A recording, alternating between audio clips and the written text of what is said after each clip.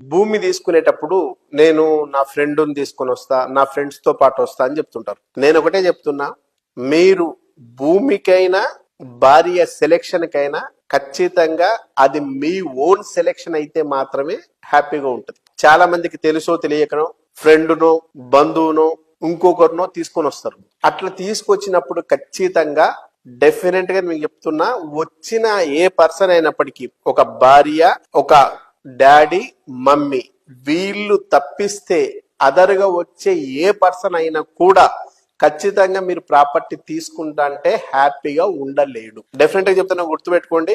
మీకు సంబంధించిన ఈ ఫ్యామిలీ మెంబర్స్, ఈ ముగ్గురు ఎవరైతే ఉన్నారో వీళ్ళకి తప్ప ఇంకా ఎవరు వచ్చినా కూడా మీరు ప్రాపర్టీ తీసుకుంటా అంటే వాళ్ళు హ్యాపీగా ఉండలేరు. ఇది మానవ నైజం. నా ఫ్రెండ్ నాకంటే ఎకనామికల్ గా బాగుండాలని కోరుకునేవాడు ఎవరు ఉండడు. 99% అబో డెఫినెట్ గా